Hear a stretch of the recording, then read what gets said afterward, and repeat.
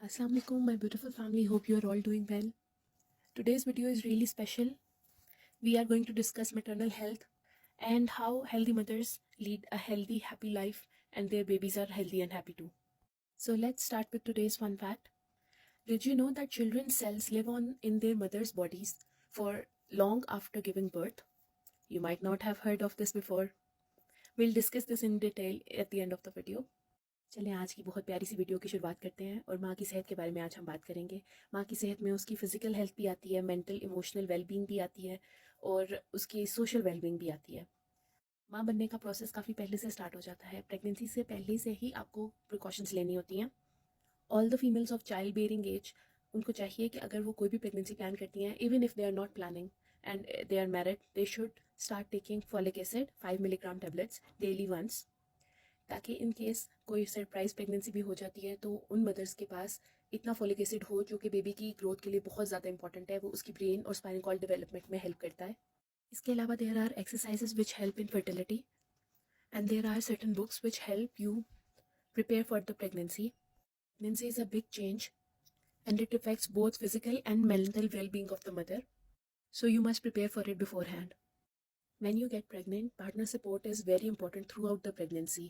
Once your doctor confirms your pregnancy, you must start taking your vitamins that at folic acid at the beginning of the pregnancy and they change with your trimesters and your body's needs. Take a healthy diet, do antenatal yoga. All these exercises help in child's weight bearing and preparing the body for delivery. During this crucial time, you must take good care of your diet. ये time बहुत ज़्यादा overwhelming हो सकता है क्योंकि आपकी body में इतनी चेंजेस आ रही होती हैं, फिजिकली भी आप चेंज हो रहे हो, हार्मोनल चेंजेस भी आ रही हैं, जिसकी वजह से इंसान अक्सर बहुत ज़्यादा परेशान भी हो जाता है। तरह तरह के खौफ होते हैं उसमें, क्या है, कैसे होगी डिलीवरी, अगर सिजेरियन हुआ तो क्या हो जाएगा, नॉर्मल डिलीवरी होगी तो क्या हो जाएगा। अगर आपके सारे पैरामीटर्स नॉर्मल हैं और नॉर्मल डिलीवरी होती है तो that is well and good. अगर नॉर्मल डिलीवरी एसवीटी नहीं भी होती तब भी आपने परेशान नहीं होना। Caesarean is not the end of the world.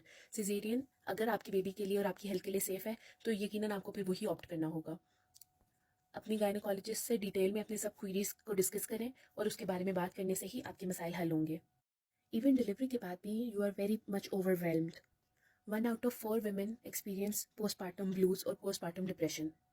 Hormonal changes की वजह से भी इंसान में ये चेंजेस आते हैं और वो मेंटली अपने आप को नई सिचुएशन के लिए तैयार नहीं कर पाता। बच्चा रात को जाग रहा होता है, माँ उसको देख रही होती है, और अगर आपके पास सपोर्ट सिस्टम्स नहीं हैं, जैसे उसकी नानी हो गई, दादी हो गई, आपकी कोई सिस्टर हो गई जो आपकी इस सारे प्रोसेस में हेल्प करे, आपका हस्बैंड सपोर्ट करे, अगर वो भी उस तरह से सपोर्ट नहीं कर पा रहे हैं या इस सब सपोर्ट के बावजूद भी यू आर ओवरवेल्म्ड, तो पोस्टमार्टम डिप्रेशन होता है, जिसकी माइल्ड फॉर्म पोस्टमार्टम ब्लूज होते हैं जो with in 4 to 5 days of delivery start होती हैं। इंसान एक्सपीरियंस करता है, क्रैंक स्पेल्स होते हैं, ओवरवेलमिंग फीलिंग होती है, दिल कुछ उदास सा होता है और उस तरह से खाने पीने का भी दिल नहीं करता। अपने बच्चे को देख के भी बंदा परेशान होता है कि मैं इसका कैसे ख्याल रखूँ। बहुत से हदशात इंसान के दिल में आते हैं, लेकिन पोस्टमार्टम ब्लूज आहिस्ता आहिस्ता खुद भी रिजॉल्व हो जाते हैं। आपकी सपोर्ट सिस्टम आपकी हेल्प करते हैं तो ये काफ़ी हद तक रिजॉल्व हो जाते हैं। जबकि पोस्टमार्टम डिप्रेशन ज़्यादा लंबे अरसे के लिए रहता है और उसके लिए आपको प्रॉपर ट्रीटमेंट करवानी पड़ती है और एंटी डिप्रेसेंट भी लेने पड़ते हैं। इसकी एक सीवियर फॉर्म मेनिक डिसऑर्डर होता है, पोस्टमार्टम मेनिक डिसऑर्डर। उन फीमेल्स का ज़्यादा बुरा हाल होता है और वो अपने बच्चों को भी नुकसान पहुंचा सकती हैं। इसलिए अगर किसी को भी इस तरह के कोई भी मसाइल पेश आए तो फ़ौरन डॉक्टर से रुजू करना चाहिए और ट्रीटमेंट करवानी चाहिए। मेटरनल हेल्थ के लिए सबसे इंपॉर्टेंट चीज़ होती है सपोर्ट सिस्टम्स होना, जैसे कोई अम्मी, सास या नंद हो गई या आपकी बहन, आपके कोई कुछ क्लोज फ्रेंड्स, आपके रिलेटिव्स या कुछ ऐसी फीमेल्स जो आपकी जैसी सिचुएशन में से गुजर रही हों, उनसे बात कर लेने से, उनकी हेल्प ले लेने से आप बहुत से मसाइल से बच सकते हैं और बेहतर तरीके से अपने बच्चे का भी ख्याल रख सकते हैं और आपकी मेंटल हेल्थ भी बेहतर रहेगी। सबसे ज़्यादा important role in support systems में हस्बैंड का होता है।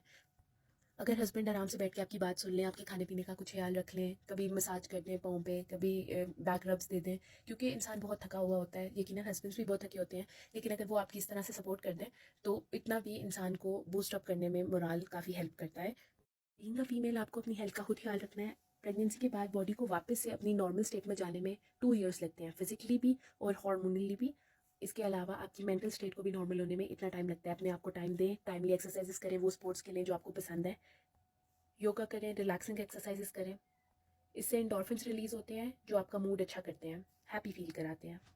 एक बैलेंस डाइट का इस्तेमाल करें जिसमें ज़्यादातर फ्रूट्स और वेजिटेबल्स हों। ऑयली फूड्स वगैरह का इस्तेमाल कम करें। Try to avoid fast food as much as you can, especially cola and drinks, all these burgers with extra cheese. Avoid these. In the end, I will just say that healthy moms, happy moms result in healthy, happy families. आपके बच्चे को पतली slim mom नहीं चाहिए, उसको एक happy mom चाहिए जो हेल्दी भी हो। जाने से पहले अपना फन फैक्ट डिस्कस करते जाते हैं। जो बच्चों के सेल माँ की बॉडी में ग्रो करते रहते हैं इवन आफ्टर बर्थ, वो माँ की इलनेसेस में उसकी हेल्प करते हैं।